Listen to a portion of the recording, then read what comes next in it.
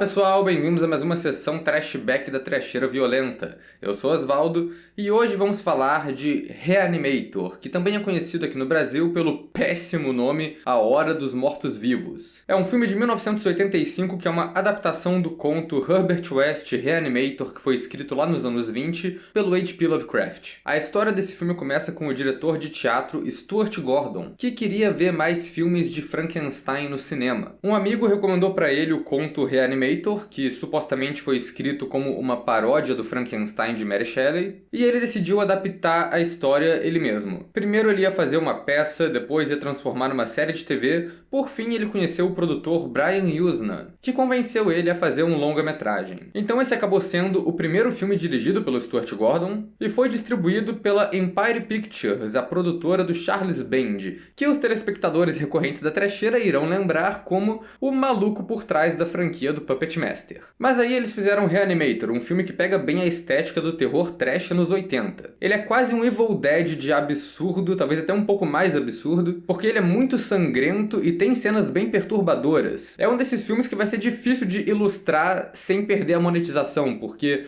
o final do filme é um monte de cadáver pelado atacando os personagens com sangue voando para todo lado. E ao mesmo tempo ele também é uma comédia proposital. Não é uma comédia tão descarada, na verdade, mas ele tem elementos exagerados de propósito e um humor cínico ali que funciona bastante. E foi um filme que, apesar de ser bem peculiar, ele surpreendentemente deu certo. Foi um sucesso moderado de bilheteria, mas caiu nas graças do público do terror quando lançou em VHS, no mercado de mídia física. Hoje em dia ele é considerado um cult classic e é um desses casos que, mesmo sendo uma trecheira descarada, ele ainda é um ótimo filme. E ele foi bem recebido pela crítica, o que pra mim é bem bizarro, porque esse é um filme que tem a infame cena que o vilão tenta usar a própria cabeça decepada pra forçar sexo oral na protagonista, e é um filme que foi elogiado por críticos clássicos do cinema, tipo a Pauline Kael e o Roger Ebert, sendo que esse último era conhecido por pegar pesado com filmes de terror. Então realmente, o Reanimator é um filme bem peculiar que você pode chamar de qualquer coisa, mas você não pode falar que não é um filme muito divertido. Antes de comentar mais dele, vou pedir pra vocês se inscreverem no canal se vocês não forem inscritos ainda. Comentem aí embaixo se vocês já assistiram Reanimator, o que vocês acharam desse filme.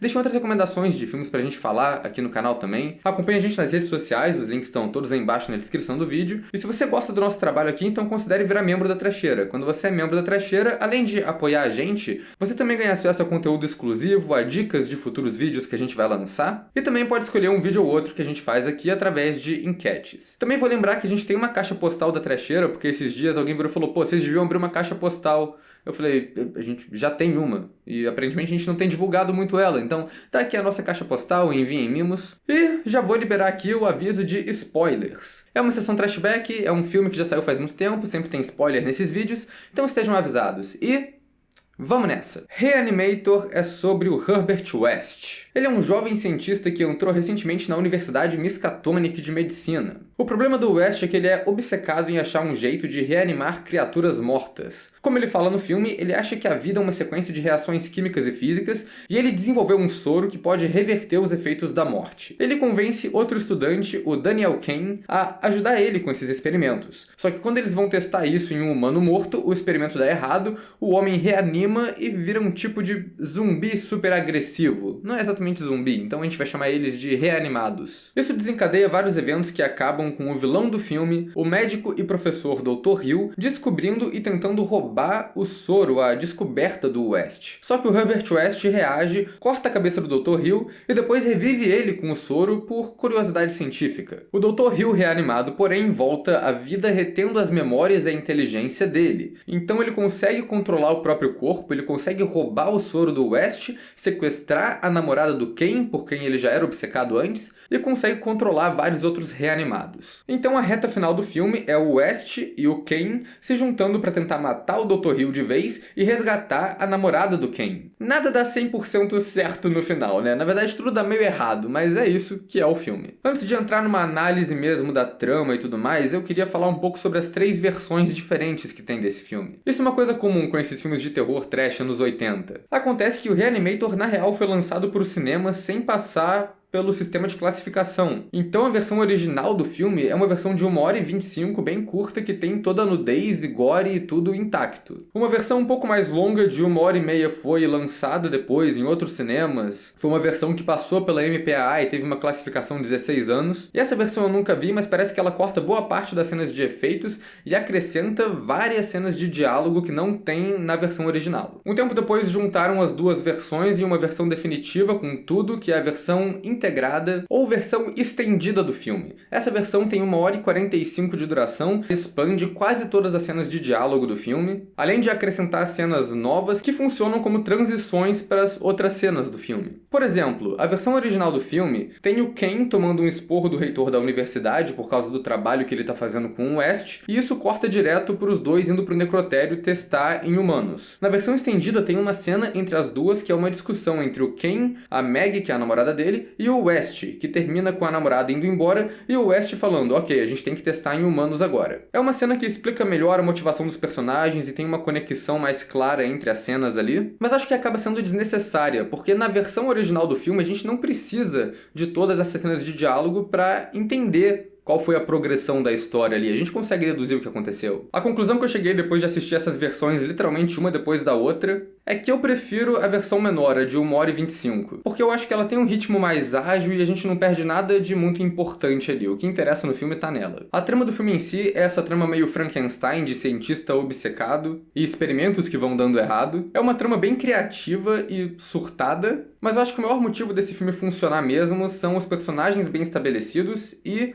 as ótimas atuações. O mais icônico aqui é óbvio o Herbert West, o próprio Reanimator. O filme já começa com a trecheira a todo vapor, com uma cena do West num hospital em Zurique, na Suíça, o que acho que já serve como uma referência ao Frankenstein mesmo, porque a história original da Mary Shelley se passa na Suíça, o personagem do Victor Frankenstein é suíço. Essa cena já começa com um suspense, a gente escuta os sons de algo acontecendo dentro de uma sala, a polícia do lado de fora batendo, eles arrombam a porta e o West tá lá junto com o mentor dele, que agora é um reanimado. Isso é uma cena ótima para estabelecer o personagem do West, porque quando a polícia invade, ele tá se importando mais com o experimento dele que parou na metade do que com a possibilidade dele ser preso. A atuação do Jeffrey Combs está perfeita aqui. Ele talvez seja um dos maiores talentos, um dos atores mais subestimados de Hollywood. Que todo personagem que eu já vi ele fazendo, não importa o quão pequeno seja, ele consegue fazer ficar bem único, bem característico. E ele faz o Herbert West com uma excentricidade ali que é perfeita pro papel. A cena que ele é apresentado pros personagens, ele nem olha as pessoas na cara, ele tá mais interessado em ficar olhando pro corpo que tá na maca, porque é o que motiva a pesquisa dele, trazer os mortos de volta. Essa falta de interesse dele é perfeita, tem várias outras cenas que ele fala com os personagens sem olhar na cara de ninguém, dando resposta monossilábica. Ele não liga pra convenções sociais e nem pra nada que não vá avançar a pesquisa dele. É até engraçado que depois que o Ken descobre o que ele tá fazendo, depois de toda a cena que eles matam o gato reanimado, a cena até termina com o West fazendo uma piada e rindo no canto da sala, para mostrar ali agora que eles mais ou menos são amigos e que como quem tá sendo útil pro experimento agora, ele vale a atenção do West. Ele é muito bom porque ele é um anti-herói bem feito. Ele tá obcecado em comprovar essa pesquisa e esse soro dele, ele tá disposto a tomar atitudes antiéticas para fazer isso. Mas no fim das contas, ele parece ser um personagem mais inclinado a fazer o bem. Ou pelo menos ele não é tão obviamente mal intencionado quanto o Dr. Hill. Mas tem uma ambiguidade ali, que fica óbvia bem no começo da trama, quando Ken e a namorada encontram o gato deles morto na geladeira do quarto do West,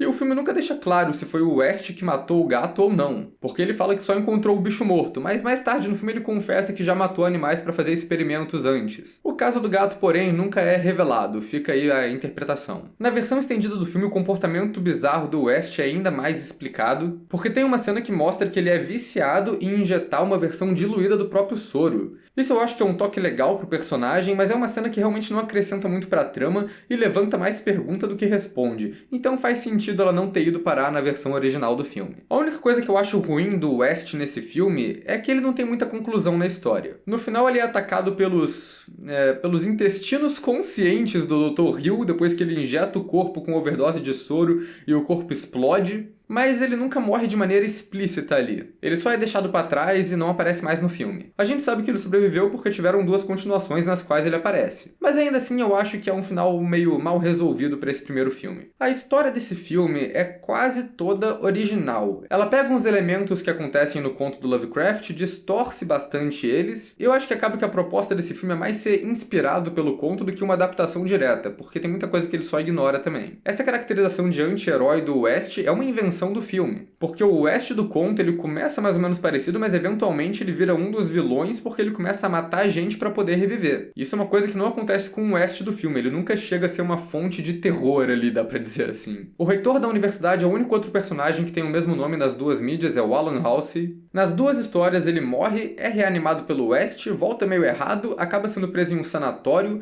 e no final vira capanga do líder dos reanimados. O que diferencia o personagem do filme é que ele ainda tem uma virada na história porque ele é o pai da Meg. Então no final ele troca de lado de novo, ele se vira contra os reanimados pra tentar proteger a filha e morre despedaçado por eles, o que também é uma referência ao conto, já que essa é a morte original do West na história. Outra diferença é que no conto o reitor morre de doença, morre um herói da cidade. No filme ele morre sendo arremessado pela sala por um cara muito forte que o West e o Ken revivem, que também é uma cena inspirada no conto. Um dos trechos que tem no conto são eles reanimando um cara muito forte que é um lutador de boxe. No filme não é um lutador, é só um cara muito forte que é interpretado pelo dublê do Arnold Schwarzenegger, isso não é nem meme. Então, assim, talvez não tenha sido uma boa ideia reanimar esse cara. O Ken é um personagem original do filme, mas ele é inspirado no narrador do conto, que é um médico sem nome que foi assistente do West por boa parte da vida dele. No filme, ele é o protagonista que é ofuscado pelos outros personagens, mas isso porque ele é o cara neutro ali, ele é o cara mais normal, é a pessoa que tá ali pro telespectador se identificar na história. O que acaba sendo ruim pra ele, porque os outros personagens são muito mais memoráveis, porque ou eles são excêntricos ou eles ficam surtados em algum momento do filme, que se reanimam, sei lá, mas o Ken também tem um desenvolvimento no roteiro. A primeira cena dele é tentando reviver uma mulher que já morreu enquanto outros médicos já desistiram. Isso já estabelece ali um motivo para ele simpatizar com a causa do West e ajudar ele nesse soro que impede a morte. E é uma cena boa também porque ela rima o começo com o final do filme. Porque no final ele tá exatamente na mesma situação, só que dessa vez a paciente é a namorada dele que morreu ali. A personagem da Meg é a única que é realmente original do filme. Ela é interpretada pela Barbara Crampton, uma atriz bem reconhecida de filme de terror, e ela não faz tanta coisa ali no filme, ela serve como um tipo de voz da razão, ela é um contraponto pro West ali. E é engraçado que a relação do Ken com a namorada e o West fica parecendo quase um triângulo amoroso ali. A Meg no final acaba cumprindo o papel de vítima mesmo. Ela é sequestrada e tem que ser resgatada. Só que o filme não tem final feliz, ela acaba morrendo e a história toda se amarra com Ken injetando ela com o soro para reanimar ela na última cena do filme. O último personagem relevante é o vilão Dr. Hill, também muito bem estabelecido, a primeira cena dele já tem o West acusando ele de ser uma fraude na cara dele, o que mais tarde é comprovado porque ele tenta roubar as descobertas do West. E ele é um personagem extremamente desprezível em tudo que ele faz. O mais bizarro é como ele é obcecado pela Meg, que é a filha do reitor, amigo dele. Desde o começo do filme isso também já é estabelecido, ele faz vários comentários esquisitos pra ela, na frente do pai dela ainda, que meio que finge que não tá vendo nada porque